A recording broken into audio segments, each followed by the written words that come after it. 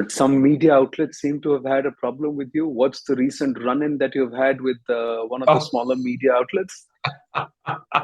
well, with Newslaundry, I did an interview with, and forgive my bad pronunciation, Binadan Sekri of Newslaundry. I have never had an interview like that in my entire life. I'm not even sure whether or not to call it an interview.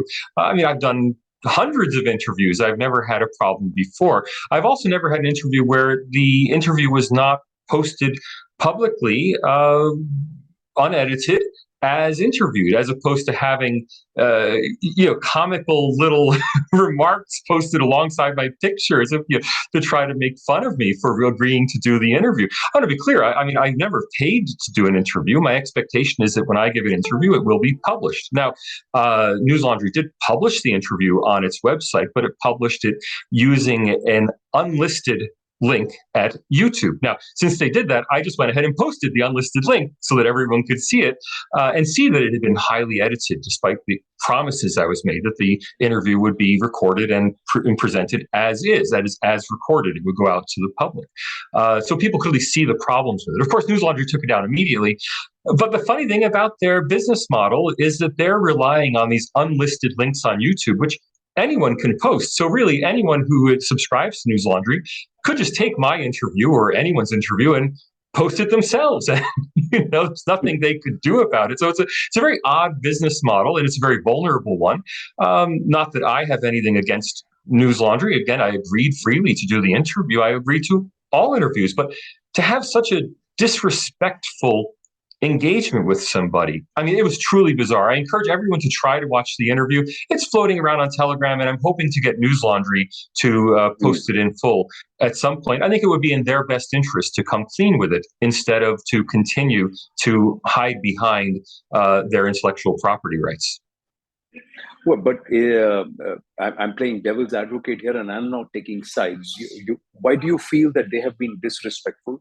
And is it not normal for a media outlet to then, decide to prune the interview or to put it and to try and market it the way they would want to do it, Professor Babones? Oh, it's normal to publish teasers for interviews and that sort of thing.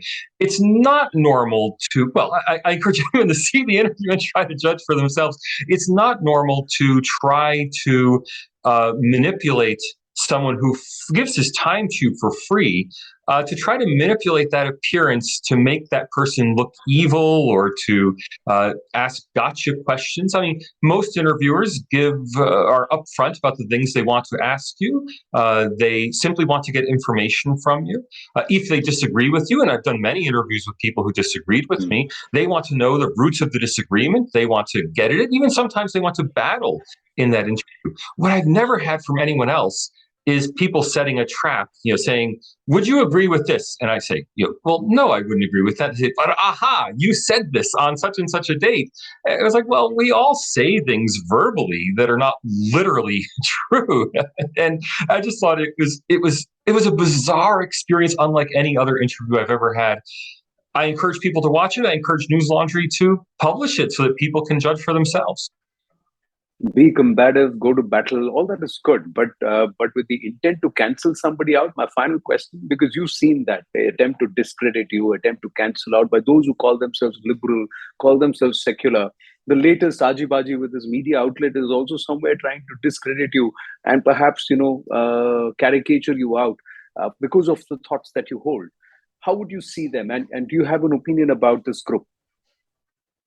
Well, first of all, I welcome robust debate. I don't think robust debate is a problem. I think robust debate is a wonderful thing.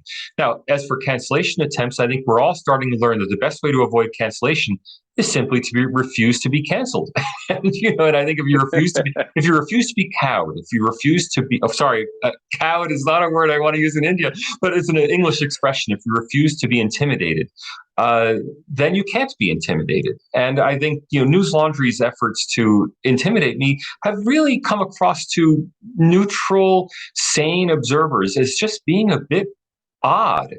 And frankly, for me, I mean, while I don't want to have gone through that experience of a bizarre interview. I mean, you really have to watch it to understand why I just keep saying it was a strange experience. It wasn't. I don't mind a combative interview, but it was a very strange interview.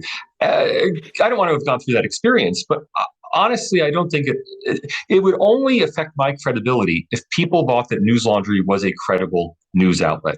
I haven't run into anyone in India who seems to think that Newslaundry is a credible news outlet.